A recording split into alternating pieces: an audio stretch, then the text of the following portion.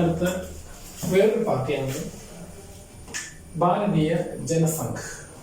മലയാളത്തിൽ ഭാരതീയ ജനസംഘം എന്ന് പറയും. ഭാരതീയ ജനസംഘ് അതായത് നമുക്ക് ഇന്നത്തെ അറിയാം ബി ജെ പിയുടെ പൂർവ്വരൂപമാണ് ഈ പാർട്ടി. കാര്യം ഈ പാർട്ടിയുടെ ആശയങ്ങൾ തന്നെയാണ് ബി ജെ പിയുടെ ആശയങ്ങൾ. ബി ജെ പിയുടെ പൂർവ്വരൂപമായിട്ടുള്ള പാർട്ടിയാണ് ഭാരതീയ ജനസംഘം. ഭാരതീയ Jana Sangh was formed in 1951 by Shyama Prasad Mukherjee. 1951 Shyamaprasad മുഖർജിയുടെ നേതൃത്വത്തിൽ രൂപം കൊണ്ട പാർട്ടിയാണ് Bharatiya Jana Sangh. Bharatiya Jana Sangh was formed in 1951 by Syama Prasad Mukherjee. Syama Prasad Mukherjee നമുക്കറിയാം ഇന്ത്യൻ ആദ്യത്തെ വ്യാവസായിക മന്ത്രിയായിരുന്നു. ആദ്യത്തെ നെഹ്റു ഗവൺമെന്റിന്റെ വ്യാവസായിക മന്ത്രിയായിരുന്നു ശ്യാമപ്രസാദ് മുഖർജി. അദ്ദേഹത്തിന്റെ നേതൃത്വത്തിൽ ഉണ്ടായ പാർട്ടിയാണ് ഭാരതീയ ജനസംഘം. And the party had a close link with the RSS and Hindu Mahasabha. ഭാരതീയ സംഘത്തിന് RSSുമായും ഹിന്ദു മഹാസഭയുമായും വളരെ അടുത്ത ബന്ധമാണ് ഉണ്ടായിരുന്നത്. കാര്യം RSSകാരാണ് ഭാരതീയ ജനസംഘത്തിലോട്ട് വന്നിരുന്നത്. RSS നമുക്കറിയാം രാഷ്ട്രീയ സ്വയം സേവക് സംഘ്. ഇന്ത്യയിലെ ഏറ്റവും വലിയ പ്രഷർ ഗ്രൂപ്പാണ്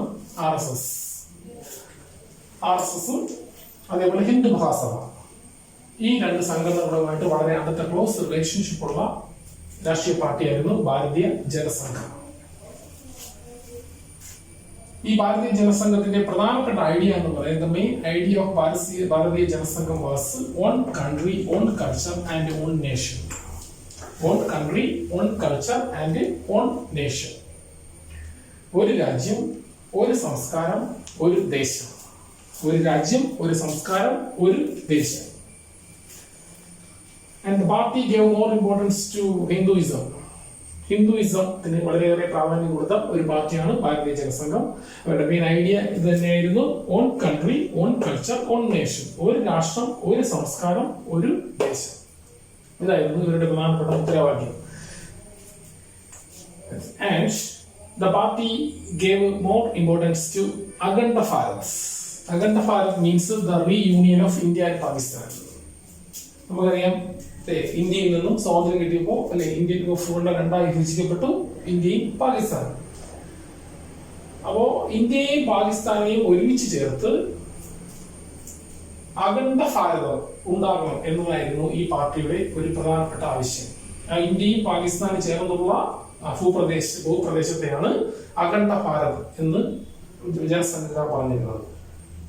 അപ്പോ ഇവരുടെ ആശയം ഇത് തന്നെയാണ് own country, on culture and on nation. മനസ്സിലാക്കുക. അവർ പറഞ്ഞ വേറൊരു പ്രധാനപ്പെട്ട ആശയം എന്ന് പറയുന്നത് ഇതാണ്: the country can achieve progress only through on the basis of our traditions and our culture. നമ്മുടെ സംസ്കാരത്തിലും നമ്മുടെ പാരമ്പര്യത്തിലും ഉറച്ചു നിന്നുകൊണ്ട് മാത്രമേ നമുക്ക് പ്രോഗ്രസിലോട്ട് പോകാൻ പറ്റൂ എന്നാണ് ഭാരതീയ ജനസംഘ പറഞ്ഞിട്ടുള്ളത്. ഭാരതീയ ജനസംഘം gave more importance to our traditions and our culture. നമ്മുടെ സംസ്കാരത്തിനും പാരമ്പര്യത്തിനും കൂടുതൽ പ്രാധാന്യം ഈ പാർട്ടി നൽകി. അവരുടെ ആശയം തന്നെ ഒന്നാമത്തെ ആശയം one country, on culture and on nation. Akhanda Bharatam, the reunion of India and Pakistan. And they stands against the unnecessary concessions given to the cultural and religious minorities. നമുക്കറിയാം നമ്മുടെ രാജ്യത്ത് കൾച്ചറൽ മൈനോറിറ്റീസ് ഉണ്ട്, റിലീജിയസ് മൈനോറിറ്റീസ് ഉണ്ട്, ഇല്ലേ? മത ന്യൂനപക്ഷങ്ങളുണ്ട്, സാംസ്കാരിക ന്യൂനപക്ഷങ്ങളുണ്ട്. ഇവർക്കൊക്കെ ഭരണഘടന കൺസെഷൻസ് നൽകുന്നുണ്ട് ഒരുപാട്. പക്ഷെ ഈ കൺസെഷൻ, അൺനെസസറി ആയിട്ടുള്ള കൺസെഷൻസിനെ ഭാരതീയ ജനസംഘം എതിർത്തിരുന്നു. അതുകൊണ്ടാണ് ന്യൂനപക്ഷങ്ങൾക്കിടയിൽ ഈ പാർട്ടിക്ക് അന്ന് വളരെയേറെ വേരോട്ടം ഉണ്ടാക്കാൻ കഴിയാതിരുന്നതിന്റെ പ്രധാനപ്പെട്ട കാരണം ഇത് തന്നെയാണ്. അതായത് ഈ മത സാംസ്കാരിക ന്യൂനപക്ഷങ്ങൾക്ക് ഗവൺമെന്റ് നൽകുന്ന അനാവശ്യമായിട്ടുള്ള ആനുകൂല്യങ്ങൾ ഇല്ലാതാക്കണം എന്ന് ഈ പാർട്ടി വാദിച്ചിരുന്നു.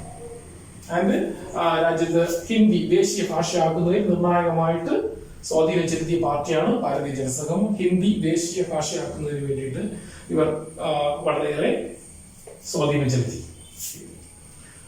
അതേപോലെ തന്നെ വേറൊരു പ്രധാനപ്പെട്ട ആശയം എന്ന് പറയുന്നത് to make India nuclear power. ഇന്ത്യയെ ഒരു വലിയ ആണവ ശക്തിയാക്കുക. ഇന്ത്യയെ ഒരു വലിയ ആണവ ശക്തിയാക്കുക എന്നത് ഈ പാർട്ടിയുടെ പ്രധാനപ്പെട്ട ഒരു ആശയമാണ്. കാര്യം നമുക്കറിയാം 1964 China made it's first atomic explosion. 1964 China അവരുടെ ആദ്യത്തെ ആറ്റോമിക് എക്സ്പ്ലോഷൻ നടത്തുന്നു. അതിനുശേഷം ഈ പാർട്ടി വളരെയേറെ ഗവൺമെന്റ് സമ്മർദ്ദം ചെലുത്തി ഇന്ത്യയെ എത്രയും പെട്ടെന്ന് ഇന്ത്യയെ ഒരു ന്യൂക്ലിയർ പവർ ആക്കണം എന്നത്. നമുക്കറിയാം 1998 India made 5 atomic explosions. 1998 India 5 atomic explosion നടന്നു. 5 ആറ്റോമിക് എക്സ്പ്ലോഷൻ നടക്കുന്നത് BJP അധികാരത്തിൽ 1998 BJP ആദ്യമായിട്ട് അധികാരത്തിൽ വരുന്നത് ഇന്ത്യയിൽ. അവർ അധികാരത്തിൽ കയറിയ ഉടൻ തന്നെ അവർ ചെയ്ത പ്രധാനപ്പെട്ട കാര്യം, ഫസ്റ്റ് കാര്യം എന്ന് വെച്ചാൽ ഇതാണ്: തുടരെ 5 ആറ്റോമിക് എക്സ്പ്ലോഷൻസ് നടത്തി ഇന്ത്യ ഒരു ആണവ ശക്തിയാക്കി മാറ്റി. കാര്യം ഭാരതീയ ജനസംഘത്തിന്റെ ആശയമായിരുന്നു ഇത്. BJP അധികാരത്തിൽ വന്നപ്പോൾ അവരത് പ്രാവർത്തികമാക്കുകയാണ് ചെയ്തത് 98. ഓക്കെ, അപ്പോ ന്യൂക്ലിയർ പവർ ആക്കണമെന്ന് ഇവർ ശക്തിയായിട്ട് വാദിച്ചിരുന്നു. എന്ത് തന്നെയാലും ഇവരുടെ ഫസ്റ്റ് ഇലക്ഷനിൽ 52 general election only got 3 seats, 3 സീറ്റാണ് കിട്ടിയത്. 57 ഇലക്ഷനിൽ 4 സീറ്റാണ് കിട്ടിയത്. കാര്യം ഇവർക്ക് കൂടുതൽ വേരോട്ടം ഉണ്ടാക്കുവാൻ സാധിച്ചില്ല. ഇവരുടെ വോട്ട് ബാങ്ക് എന്ന് പറയുന്നത് നോർത്ത് ഇന്ത്യൻ ഹൃദയഭൂമിയാണ്. അതായത് രാജസ്ഥാൻ, മധ്യപ്രദേശ്, ഉത്തർപ്രദേശ്, ഗുജറാത്ത് തുടങ്ങി ഹിന്ദി സംസാരിക്കുന്ന ഹിന്ദി സ്പീക്കിംഗ് ഏരിയാസ് ആണ് ഭാരതീയ ജനസംഘത്തിന്റെ ശക്തി കേന്ദ്രമായിരുന്നത്. എന്ത് തന്നെയാലും ഇവർക്ക് 1 വിജയങ്ങളൊന്നും നേടാൻ പറ്റിയില്ല. കാര്യം 52 ഇലക്ഷനിൽ 3 സീറ്റും, പക്ഷെ 57 ഇവർ 4 സീറ്റ് മാത്രമേ ഇവർ കിട്ടിയുള്ളൂ. കാര്യം ഇന്ത്യൻ കൾച്ചറിലും ട്രഡീഷൻസിനും ഒക്കെ തന്നെ അമിതമായ പ്രാധാന്യം കൊടുത്ത പാർട്ടിയായിരുന്നു ഭാരതീയ ജനസംഘം. ഇന്നത്തെ നമ്മുടെ രാജ്യം ഭരിക്കുന്ന BJP എന്ന പാർട്ടിയുടെ പൂർവ്വരൂപമാണ് ഭാരതീയ ജനസംഘം. കാര്യം ഈ ഭാരതീയ ജനസംഘം കാലക്രമേണ സ്പ്ലിറ്റായി ക്ഷയിക്കുകയും ഈ ഭാരതീയ ജനസംഘം പിന്നീട് ജനതാ പാർട്ടി എന്നൊരു പാർട്ടിയുണ്ട്, ജനതാ പാർട്ടിയിൽ ലയിക്കും. കുറച്ചു കഴിഞ്ഞ് ആ ജനതാ പാർട്ടി സ്പ്ലിറ്റ് ഉണ്ടാവും. 1980 ജനതാ പാർട്ടി സ്പ്ലിറ്റ് ഉണ്ടായി പഴയ ജനസംഘക്കാരെല്ലാം കൂടെ ചേർന്ന് ഉണ്ടാക്കിയതാണ് ഭാരതീയ ജനതാ പാർട്ടി, ഇന്നത്തെ BJP. അപ്പൊ ഈ ജനസംഘത്തിന്റെ ആശയങ്ങൾ തന്നെയാണ് അവർക്കുള്ളത്. അപ്പൊ അവരുടെ സ്ട്രോങ് ഹോൾഡ്സ് എന്ന് പറയുന്നത് strong holds Rajasthan, Madhya Pradesh, Uttar Pradesh, Gujarat, north Indian States, Hindi speaking States. ഇത്രയുമാണ് ഭാരതീയ ജനസംഘത്തെ കുറിച്ച് പറയാനുള്ളത്. ഒന്നുകൂടെ പറയാം. 1951 ശ്യാം പ്രസാദ് മുഖർജിയാണ് ഭാരതീയ ജനസംഘം സ്ഥാപിച്ചത്. ഈ പാർട്ടിക്ക് RSSുമായിട്ട് ഹിന്ദു മഹാസഭയായിട്ട് ക്ലോസ് റിലേഷൻഷിപ്പ് ആണ് ഉണ്ടായിരുന്നത്. ഇവരുടെ മെയിൻ ഐഡിയ എന്ന് പറയുന്നത് on country, on culture and on nation. ഒരു രാജ്യം, ഒരു സംസ്കാരം, ഒരു ദേശം, അഖണ്ഡ ഭാരതം എന്ന ആശയത്തിന് പ്രാധാന്യം കൊടുത്തു. ഇന്ത്യയും പാകിസ്ഥാനും ചേർന്നുള്ള പ്രദേശമാണ് Akhanda Bharatam. The union of India and Pakistan. Minority കൺസെഷൻസിന് ഇവരെതിരായിരുന്നു. ന്യൂനപക്ഷങ്ങൾക്ക് മത സാംസ്കാരിക ന്യൂനപക്ഷം കൊടുക്കുന്ന ആവശ്യമില്ലാത്ത കൺസെഷൻസിന് ഇവർ എതിർത്തിരുന്നു. ഹിന്ദി ദേശീയ ഭാഷയാക്കുന്നതിന് നിർണായകമായിട്ടുള്ള സ്വാധീനം ഇവർ ചെലുത്തി. ഇന്ത്യയെ ആണവ ശക്തിയാക്കുന്നതിന് നിർണായക സ്വാധീനം ഇവർ ചെലുത്തി. അതേപോലെ തന്നെ പ്രധാനപ്പെട്ട സ്റ്റേറ്റ്സ് ഇവിടെ ശക്തി കേന്ദ്രങ്ങൾ നോർത്ത് ഇന്ത്യൻ ഹൃദയഭൂമിയാണ്. രാജസ്ഥാൻ, മധ്യപ്രദേശ്, ഉത്തർപ്രദേശ്, ഗുജറാത്ത് ഈ സംസ്ഥാനങ്ങളാണ്. പിന്നെ ഇവരുടെ പ്രധാനപ്പെട്ട വേറൊരു ലീഡർ എന്ന് പറയുന്നത് ദീനദയാൽ ഉപാധ്യായ. പ്രധാനമായിട്ടും ശ്യാമപ്രസാദ് മുഖർജിയും ദീനദയാൽ ഉപാധ്യായുമാണ് ഭാരതീയ ജനസംഘത്തിന്റെ പ്രധാനപ്പെട്ട 2 ലീഡേഴ്സ്. ഇന്നത്തെ BJPയുടെ പൂർവ്വരൂപമാണ് ഭാരതീയ ജനസംഘം. പഠിക്കാനുള്ള വേറൊരു പാർട്ടി എന്ന് പറയുന്നത് സ്വതന്ത്ര പാർട്ടിയാണ്. സ്വതന്ത്ര പാർട്ടി ഈ പാർട്ടിന്റെ പഠിക്കാനുള്ളൂ. 4 പാർട്ടികളെ കുറിച്ചാണ് പഠിക്കുന്നത്. അവസാനത്തെ പാർട്ടിയാണ് സ്വതന്ത്ര പാർട്ടി. കുറച്ച് 3 മാർക്കിനോ 4 മാർക്കിനോ ചോദിക്കത്തുള്ളൂ. പാരഗ്രാഫ് ക്വസ്റ്റ്യൻ വേണ്ടി ചോദിക്കത്തുള്ളൂ. കുറച്ച് പോയിന്റ്സ് പഠിച്ചാൽ മതി, എളുപ്പമാണ്. Swatara Party was formed in 1959. Swatara Party was formed in 1959. Its leaders consists of C. Rajagopalachari, K.M. Munshi, N.G. Renga, and Meenu Masani.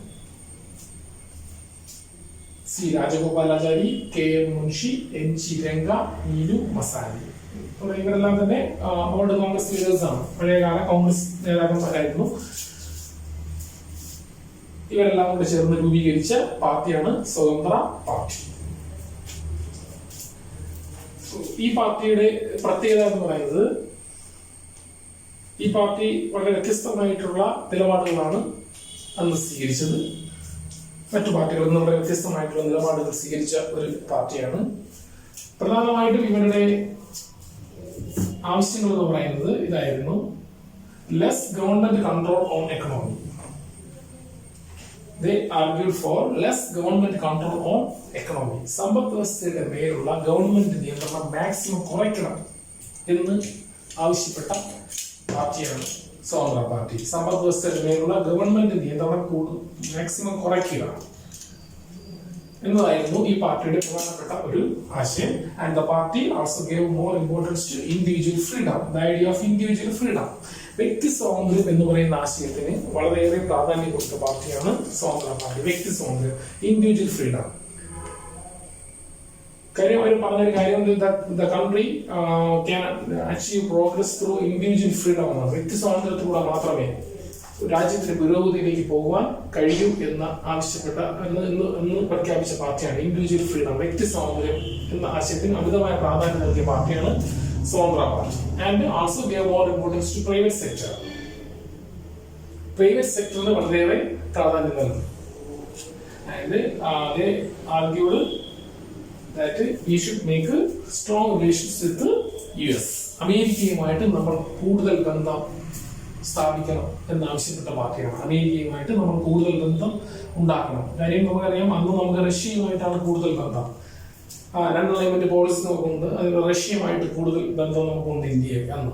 അപ്പൊ ആ റഷ്യയുമായിട്ടുള്ള ബന്ധം കുറച്ചിട്ട് നമ്മൾ അമേരിക്കയുമായിട്ടുള്ള ബന്ധം കൂടുതൽ ശക്തിപ്പെടുത്തണം എന്ന് ആവശ്യപ്പെട്ട പാർട്ടിയാണ് സ്വതന്ത്ര പാർട്ടി. അമേരിക്കയുമായിട്ടുള്ള ബന്ധം കൂടുതൽ ശക്തിപ്പെടുത്തണം എന്ന് ആവശ്യപ്പെട്ടു. പ്രൈവറ്റ് സെക്ടറിന് പ്രാധാന്യം കൊടുത്തു. അതേപോലെ തന്നെ and gave more importance to capitalism. Capitalism, മുതലാളിത്തത്തിന് പ്രാധാന്യം കൊടുത്തൊരു പാർട്ടിയാണ്.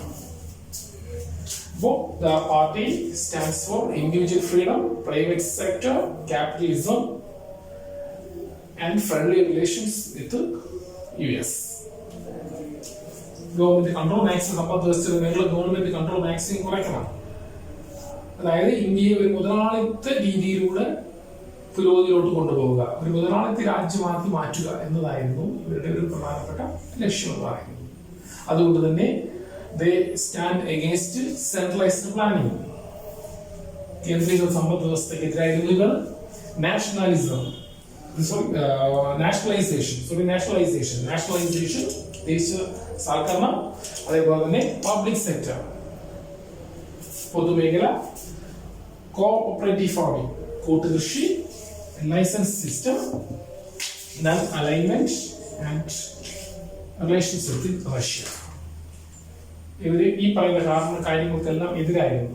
ഒന്ന് കേന്ദ്രീകൃതമായിട്ടുള്ള പ്ലാനിങ്ങിനെതിരായിരുന്നു, ദേശസാൽക്കരണത്തിനെതിരായിരുന്നു, പബ്ലിക് സെക്ടറിനെതിരായിരുന്നു, പൊതുമേഖലയ്ക്കെതിരായിരുന്നു, കൂട്ടുകൃഷിക്കെതിരായിരുന്നു, ലൈസൻസ് സിസ്റ്റത്തിനെതിരായിരുന്നു, ചേരിചേരാ നയത്തിനെതിരായിരുന്നു, റഷ്യയുമായിട്ടുള്ള ശക്തമായ ബന്ധത്തിനും എതിരായിരുന്നു. അപ്പോൾ സ്വതന്ത്ര party stand against centralised planning, nationalism, public sector, cooperative farming, license system, non-alignment and closer relation with Russia. എന്ന് തന്നെയാലും ഈ പാർട്ടിക്ക് അധികമായിട്ട് വളരെയധികം സാമൂഹികമായ അടിത്തറ ഉണ്ടാക്കാനൊന്നും പറ്റിയില്ല. കാര്യം ഇവര് ജനസംഖ്യയിൽ ഭൂരിഭാഗം വരുന്ന സാധാരണക്കാരുടെ പിന്തുണ ഈ പാർട്ടിക്ക് കിട്ടിയില്ല. കാര്യം ഇവര് they supported the landlords and the princes. ഈ പാർട്ടിയിൽ ആദ്യം അംഗങ്ങളായി മാറിയിരുന്നത് ലാൻഡ് ലോഡ്സും അതേപോലെ പ്രിൻസസും ഒക്കെ ആയിരുന്നു, രാജാക്കന്മാരും ഭൂജന്മിമാരും ഒക്കെയാണ്. കാര്യം ഗവൺമെന്റിന്റെ ഭൂപരിഷ്കരണ നയങ്ങളിലൂടെ തങ്ങളുടെ പ്രദേശങ്ങൾ നഷ്ടമാകുമെന്ന് പേടിച്ച രാജാക്കന്മാരും അതേപോലെ തന്നെ ഭൂജന്മിമാരുമാണ് ഈ പാർട്ടി അംഗത്വം എടുത്തിരുന്നത്. അതുകൊണ്ട് തന്നെ ഇറ്റ് ലാക്സ് സോഷ്യൽ ബാക്ക്ഗ്രൗണ്ട്, സാമൂഹികമായ അടിത്തറ ഈ പാർട്ടിക്ക് ഇല്ലായിരുന്നു. കാലക്രമേണ ഈ പാർട്ടിക്ക് സാമൂഹിക അടിത്തറ ഇല്ലാത്തത് കൊണ്ട് തന്നെ കാലക്രമേണ ഈ പാർട്ടി ഇല്ലാതാവുകയാണ് ചെയ്യുന്നത്. അപ്പോ ഒന്നുകൂടെ നമുക്ക് ഈ പാർട്ടിയെ കുറിച്ച് ഒന്നുകൂടെ ഒന്ന് മനസ്സിലാക്കാം. 1959 സ്വതന്ത്ര പാർട്ടി രൂപം കൊള്ളുന്നത്. അന്നത്തെ കോൺഗ്രസ് ലീഡേഴ്സ് ആയിരുന്ന പഴയകാല കോൺഗ്രസ് നേതാക്കന്മാരുന്ന രാജഗോപാലാചാരി, KM മുൻഷി, NG രംഗ, മീനു മസാനി ഇവരായിരുന്നു ഈ പാർട്ടിയുടെ സ്ഥാപകർ. ഈ പാർട്ടി പ്രധാനമായിട്ടും പ്രാധാന്യം കൊടുത്തത് സമ്പദ് വ്യവസ്ഥയുടെ മേലുള്ള ഗവൺമെന്റ് നിയന്ത്രണം കുറയ്ക്കണം എന്ന ആവശ്യത്തിനായിരുന്നു. അതുപോലെ വ്യക്തി സ്വാതന്ത്ര്യത്തിലൂടെ മാത്രമേ ഒരു രാജ്യത്തിന് പുരോഗതിയിലോട്ട് പോകാൻ കഴിയൂ എന്ന് വിശ്വസിച്ചിരുന്നു ഇവർ. അതേപോലെ gave more importance to private സെക്ടറിന്റെ വളരെ പ്രാധാന്യം കൊടുത്തു. അതേപോലെ തന്നെ അമേരിക്കയുമായിട്ട് ക്ലോസർ റിലേഷൻ ഉണ്ടാകണമെന്ന് ആവശ്യപ്പെട്ട പാർട്ടിയാണ്. അതേപോലെ മുതലാളിത്ത സമ്പദ് വ്യവസ്ഥയ്ക്ക് പ്രാധാന്യം കൊടുത്ത പാർട്ടിയായിരുന്നു സ്വതന്ത്ര പാർട്ടി. ഇവർ പല കാര്യങ്ങൾക്കും എതിരായിരുന്നു. ഏതൊക്കെതിരായിരുന്നു? സെൻട്രലൈസ്ഡ് പ്ലാനിങ്ങിനെതിരായിരുന്നു, നാഷണലൈസേഷനെതിരായിരുന്നു, പബ്ലിക് സെക്ടറിനെതിരായിരുന്നു, കോഓപ്പറേറ്റീവ് ഫാമിലിനെതിരായിരുന്നു, ലൈസൻസ് സിസ്റ്റം, ചേരിചേരാ നയം, അതേപോലെ തന്നെ റഷ്യയുമായിട്ടുള്ള റിലേഷൻ. ഇതിനംഗങ്ങളായിരുന്നു പ്രധാനമായിട്ടും രാജാക്കന്മാരും ഭൂജന്യമാരുമായിരുന്നു ഇഷ്ടപ്പെടുന്നത്. കാര്യം ഗവൺമെന്റിന്റെ പോളിസി ഭൂപരിഷ്കരണ ലാൻഡ് റിഫോം പോളിസീസ് കൊണ്ട് ഭൂമി നഷ്ടമാകുമെന്ന് ഭയന്ന രാജാക്കന്മാരും ഭൂജന്യന്മാരും പണക്കാരും ബിസിനസ് ക്ലാസും ഇൻഡസ്ട്രിയലിസ്റ്റും ഒക്കെ ആയിരുന്നു ഇതിൽ അംഗങ്ങളായി മാറിയത്. So they lack social background. അതുകൊണ്ട് തന്നെ ഈ പാർട്ടിക്ക് അധികകാലം നിലനിൽക്കാൻ കഴിയില്ല. കാലക്രമേണ ഈ പാർട്ടി ചിഹ്നഭിന്നമായി ഇല്ലാതായി. രണ്ട് ചെറിയ ഭാഗങ്ങളിലൂടെയാണ് നമ്മുടെ ഈ ചാപ്റ്ററിലുള്ളത്. ചെറിയ ഭാഗങ്ങൾ 2 മാർക്കിനോ മാക്സിമം 3 മാർക്കിന് മാത്രമേ ചോദിക്കത്തുള്ളൂ. അതായത് നാച്ചർ ഓഫ് കോൺഗ്രസ് ഡോമിനൻസ് അല്ലേ? നമുക്കറിയാം, in the first 3 elections we can see Congress dominance in Lok Sabha. രാജ്യത്ത് കോൺഗ്രസ് മേധാവിത്വമാണ് നമുക്ക് കാണാൻ പറ്റുന്നത് അല്ലേ? ആദ്യത്തെ 3 തെരഞ്ഞെടുപ്പുകളിൽ കോൺഗ്രസ് മേധാവിത്വമാണ് രാജ്യത്ത് കാണാൻ പറ്റുന്നത്. അതായത് 1 പാർട്ടി ഡോമിനൻസ് ആണ് നമുക്ക് കാണാൻ പറ്റുന്നത്. അപ്പൊ ഈ 1 പാർട്ടി ഡോമിനൻസിന്റെ നാച്ചറിനെ കുറിച്ചാണ്. അതായത് കോൺഗ്രസിനാണ് മേധാവിത്വം ഉള്ളത് അല്ലെ? ഈ കോൺഗ്രസിന്റെ മേധാവിത്വം എങ്ങനെയാണ് ഉണ്ടായത്, അല്ലെങ്കിൽ ഈ മേധാവിത്വവും മറ്റീ മേധാവിത്വത്തിന്റെ സ്വഭാവം എന്താണ്? ഇപ്പൊ നമുക്കറിയാം, if we look around the world, we can see many countries having 1 party dominance.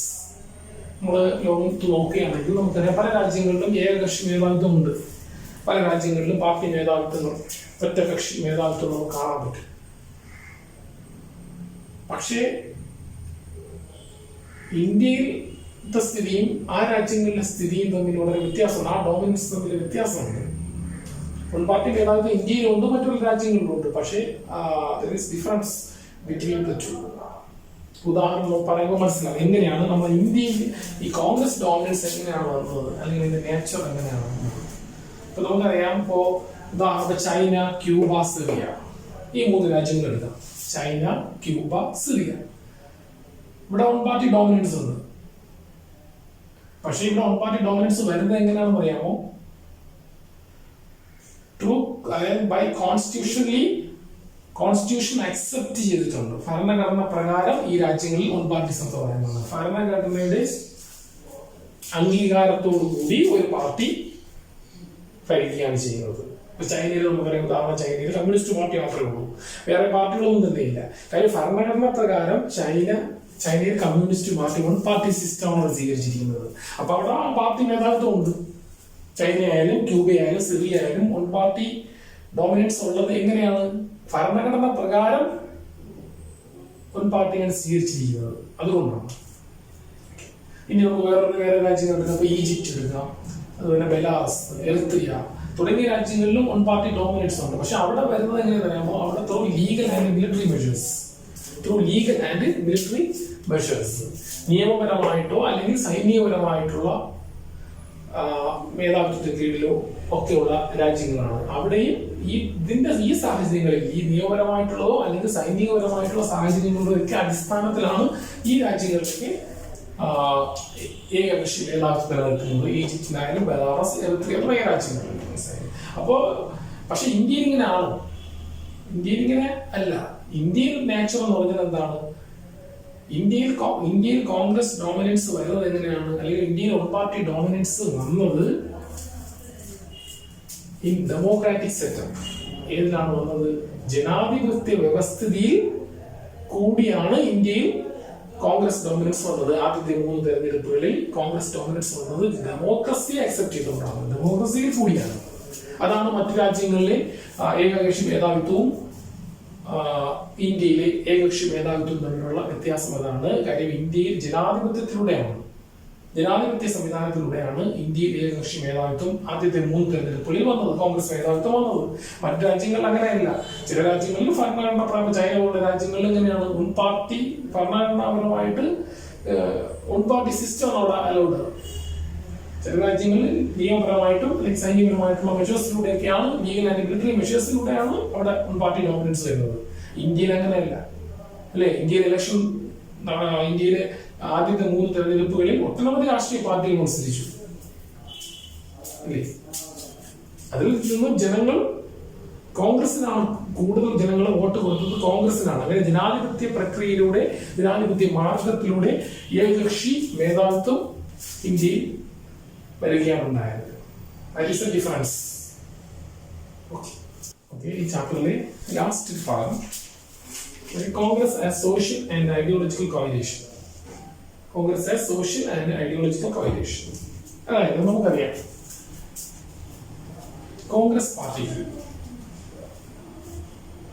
സാമൂഹ്യമായിട്ട് അടിത്തറയുള്ള ഒരു പാർട്ടിയാണ് കോൺഗ്രസ് പാർട്ടി. അതേപോലെ തന്നെ കോൺഗ്രസിന് ആശയപരമായിട്ട് പല ആശയക്കാരും കോൺഗ്രസിനകത്ത് വന്നിട്ടുണ്ട്. അപ്പൊ ഇതെങ്ങനെയാണ് കോൺഗ്രസിന്, എങ്ങനെയാണ് ഇന്നും കോൺഗ്രസ് ഇന്ത്യയിൽ ആകമാനം വ്യാപിച്ചു കിടക്കുന്ന ഒരു വലിയ പാർട്ടിയാണ്. എല്ലാ തരത്തിലുള്ള ആളുകളും കോൺഗ്രസിനകത്തുണ്ട്. അപ്പൊ ആ ഒരു കൂട്ടായ്മ എങ്ങനെയാണ് കോൺഗ്രസിന് ഉണ്ടാകുന്നത്? നമുക്കറിയാം, Congress was formed in 1885 by A.O. Hume, ഇംഗ്ലീഷുകാരനായ A.O. Hume 1885 കോൺഗ്രസ് എന്ന് പറയുന്ന ഒരു സംഘടന രൂപം കൊടുത്തത്. കാര്യം, അത് ഇന്ത്യക്കാരുടെ പരാതികൾ ബ്രിട്ടീഷുകാരെ അറിയിക്കുക എന്നതായിരുന്നു ഈ സംഘടനയുടെ പ്രധാന ഉദ്ദേശം അന്ന് 1885. പിന്നീട് ഈ കോൺഗ്രസ് എന്ന് പറയുന്ന പ്രസ്ഥാനം, ഈ സംഘടന വളരെ വലിയ രീതിയിൽ ഈ സംഘടന വിശാലമാവുകയാണ് ചെയ്യുന്നത്. രാജ്യത്ത് സംഘടന വലുതാവുന്നു. എങ്ങനെയാണെന്ന് വരുന്നാൽ, കാര്യം അറ്റ് ഫസ്റ്റ് കോൺഗ്രസ് മൂവ്മെന്റ്, ഈ കോൺഗ്രസ് എന്ന് പറയുന്ന സംഘടനയിൽ ഉണ്ടായിരുന്നത് ഉയർന്ന ജാതിക്കാരായ, ഇംഗ്ലീഷ് സംസാരിക്കുന്ന, നഗരങ്ങളിൽ താമസിക്കുന്ന ആളുകളാണ് ഉണ്ടായിരുന്നത്. ഇംഗ്ലീഷ് സംസാരിക്കുന്ന, നഗരങ്ങളിൽ താമസിക്കുന്ന ഉയർന്ന ജാതിക്കാരായ ആളുകളാണ് കോൺഗ്രസിൽ ആദ്യ കാലഘട്ടത്തിൽ ഉണ്ടായിരുന്നത്. അന്ന് ഇതിന്റെ സാമൂഹ്യ അടിത്തറയൊന്നും ഉണ്ടായിരുന്നില്ല ആദ്യ കാലഘട്ടങ്ങളിൽ. എന്നാൽ ഇതിന്റെ സാമൂഹ്യ അടിത്തറ വിപുലപ്പെടുന്നത് എന്ന് പറയുന്നത് by civil disobedient movement. Civil ഡിസോബീഡിയന്റ് മൂവ്മെന്റോടുകൂടിയാണ്. നമുക്കറിയാം, ഗാന്ധിജിയുടെ നേതൃത്വത്തിൽ സിവിൽ ഡിസോബീഡിയന്റ് മൂവ്മെന്റ് ആരംഭിക്കും. ആ ഒരു പ്രസ്ഥാനത്തിന്റെ വരവോടുകൂടിയാണ് സാമൂഹ്യമായിട്ടുള്ള social base violence because of civil disobedient movement. അന്ന് രാജ്യത്തെ എല്ലാ തരത്തിലുമുള്ള, എല്ലാ വിഭാഗങ്ങളിലുമുള്ള ആളുകൾ കോൺഗ്രസിലേക്കും അടുക്കുകയാണ്, കോൺഗ്രസിലേക്ക് ചേക്കേറുകയാണ്. പെസൻസ്, അർബൻ ഡ്വല്ലേഴ്സ്, നഗരവാസികൾ, അതേപോലെ lower and middle class people, workers, upper cast, lower cast, ആദിവാസികൾ, ഇങ്ങനെ സമൂഹത്തിലെ എല്ലാ വിഭാഗത്തിൽപ്പെട്ട ആളുകൾ കോൺഗ്രസിലേക്ക് വരികയാണ്. സമൂഹത്തിലെ എല്ലാ കൃഷിക്കാർ വരുന്നു, അർബൻ ഡെവലപ്പേഴ്സ്, നഗരവാസികൾ വരുന്നു, ലോവർ കാസ്റ്റ് വരുന്നു, താഴ്ന്ന ജാതിക്കാർ വരുന്നു, അതിൽ ഉയർന്ന ജാതിക്കാർ, അതേപോലെ തന്നെ വർക്കേഴ്സ്, തൊഴിലാളികൾ, ഇങ്ങനെ സമൂഹത്തിന്റെ എല്ലാ അഗ്രികൾച്ചറിസ്റ്റ്, അതേപോലെ തന്നെ കൃഷി, ഇങ്ങനെയുള്ള സമൂഹത്തിന്റെ മേൽത്തട്ട് മുതൽ അധ്യാപകര്, ഡോക്ടേഴ്സ്, എഞ്ചിനീയേഴ്സ്, ഇങ്ങനെ സമൂഹത്തിന്റെ എല്ലാ വിഭാഗത്തിൽപ്പെട്ട ആളുകളും കോൺഗ്രസിലേക്ക് ചേക്കേറുന്നത് ഈ പ്രസ്ഥാനത്തിൽ സിവിൽ ഡിസോബീഡിയൻസ് മൂവ്മെന്റിന്റെ വരവോടുകൂടിയാണ്. അതുകൊണ്ട് തന്നെ ഇറ്റ്സ് സോഷ്യൽ ബേസ് വയലൻസ്, അതിന്റെ സാമൂഹ്യ അടിത്തറ വിപുലമായി. Congress accommodated all sections. Congress എന്ന സംഘടന എല്ലാ വിഭാഗം ആളുകളെയും ഉൾക്കൊണ്ടു. അതുകൊണ്ട് തന്നെ അതിന്റെ സാമൂഹ്യ അടിത്തറ വളരെ വിപുലമാവുകയാണ് ഉണ്ടായത്. അപ്പൊ അതുകൊണ്ട് തന്നെ കോൺഗ്രസിന് സോഷ്യൽ കോയിലേഷൻ ഉണ്ടായി. അതേപോലെ തന്നെ ഐഡിയോളജിക്കൽ കോയിലേഷൻ ഉണ്ടാകുന്നു. അതും ഇങ്ങനെ തന്നെയാണ്. ഐഡിയോളജിക്കൽ കോയിലേഷൻ ഉണ്ടാകുന്നതും ഇങ്ങനെ തന്നെയാണ്. കാര്യം Congress accepted revolutionary, pacifist, Conservatives, radicals, extremist, moderates etcetera എല്ലാ വിഭാഗം ആളുകളെയും കോൺഗ്രസ് അന്ന് അക്സെപ്റ്റ് ചെയ്തു. എല്ലാ ആശയക്കാരെയും അല്ലെ. ഉദാഹരണം റവല്യൂഷണറി, വിപ്ലവകാരികളെ. ഫാസിസ്റ്റ് എന്നത് സമാധാനവാദികൾ. കൺസർവേറ്റീവ്സ് യാഥാസ്ഥിതികൾ. റാഡിക്കൽസ് പെട്ടെന്ന് മാറ്റം ആഗ്രഹിക്കുന്നവരാണ് നമ്മൾ റാഡിക്കൽസ് എന്ന് പറയുന്നത്. എക്സ്ട്രീമിസ്റ്റ് തീവ്രവാദികൾ. മോഡറേറ്റ്സ് മിതവാദികൾ. അതേപോലെ തന്നെ സോഷ്യലിസ്റ്റ് ഇവരെയൊക്കെ തന്നെ കോൺഗ്രസ് അക്കോമഡേറ്റ് ചെയ്യാണ്. Congress accommodate all kinds of ideas. So it's ideological base widened. കോൺഗ്രസിന്റെ ആശയപരമായിട്ടുള്ള അടിത്തറയും വിപുലമാവുകയാണ്. ഇതും സിവിൽ ഡിസോബീഡിയൻസ് മൂവ്മെന്റിന് ശേഷമാണ് കോൺഗ്രസ് എല്ലാ വിഭാഗം ആശയക്കാരെയും കോൺഗ്രസിലേക്ക് പഠിപ്പിക്കുന്നത്. കാര്യം രാജ്യത്തിന് സ്വാതന്ത്ര്യം നേടിത്തരിക, ബ്രിട്ടീഷുകാർക്കെതിരെ സ്വാതന്ത്ര്യ സമരം നടത്തി നമുക്ക് സ്വാതന്ത്ര്യം നേടണം എന്നുള്ള ചിന്താഗതി വരുന്നത് ഈ കാലയളവിലാണ്. അതുകൊണ്ട് തന്നെ എല്ലാ വിഭാഗം ആളുകളെയും കോൺഗ്രസ് അക്സെപ്റ്റ് ചെയ്തു. Congress accepted all kinds of people like the revolutionary, pacifists, conservatives, radicals, extremists, moderates, socialists, etc. So, Congress as social and ideological coalition. Congress മാത്രമേ സാമൂഹികമായും ആശയപരമായിട്ടുള്ള ഒരു കൂട്ടായ്മ നമുക്ക് കാണാൻ പറ്റത്തുള്ളൂ. ഓക്കെ, വേറെ ഒന്നുമില്ല. ഇത് രണ്ട് കാര്യങ്ങൾ കോൺഗ്രസ് രൂപം കൊണ്ടത് സിവിൽ ഡിസോബീഡിയൻസ് മൂവ്മെന്റ് ശേഷമാണ്. അതിന്റെ സാമൂഹ്യ അടിത്തറ എന്ന് പറയാൻ കോൺഗ്രസ് സമൂഹത്തിലെ എല്ലാ വിഭാഗം ആളുകളും കോൺഗ്രസിലേക്ക് ചേർത്തിരുന്നു. കാര്യം ആദ്യം Congress first Congress consisted of only English speaking upper cast city dollars മാത്രമാണ് ഉണ്ടായിരുന്നത്. പക്ഷെ ഇതിനു ശേഷമാണ് എല്ലാവരും കോൺഗ്രസിലേക്ക് ചേർത്തിരുന്നത്. അതേപോലെ തന്നെ കോൺഗ്രസിൽ പലവിധ ആശയക്കാരും പല ആശയങ്ങൾ അക്സെപ്റ്റ് ചെയ്ത ആളുകൾ, വിപ്ലവകാരികൾ, സമാധാനവാദികൾ, കമ്മ്യൂണിസ്റ്റുകൾ, സോഷ്യലിസ്റ്റ്, റാഡിക്കൽസ്, തീവ്രവാദികൾ, എക്സ്ട്രീമിസ്റ്റ്, മോഡറേറ്റ്സ്, മിതവാദികൾ എല്ലാവരും കോൺഗ്രസ് അക്സെപ്റ്റ് ചെയ്യുന്നു. അങ്ങനെയാണ് കോൺഗ്രസ് രാജ്യത്തുടനീളം വ്യാപിക്കുന്നത്. ഓക്കെ, അപ്പൊ ഇതോടുകൂടി ഈ ചാപ്റ്റർ ഫിനിഷ് ആണ്. മനസ്സിലായില്ലേ? അപ്പൊ അടുത്ത ക്ലാസ്സിൽ നമുക്ക് പുതിയ ഒന്നാമത്തെ ചാപ്റ്റർ തുടങ്ങാം. അപ്പൊ ഈ ചാപ്റ്ററിന്റെ നോട്ട് ഞാൻ അയച്ചിട്ടുണ്ട്. അത് ക്ലിയർ ആയിട്ട് പഠിക്കണം. Okay.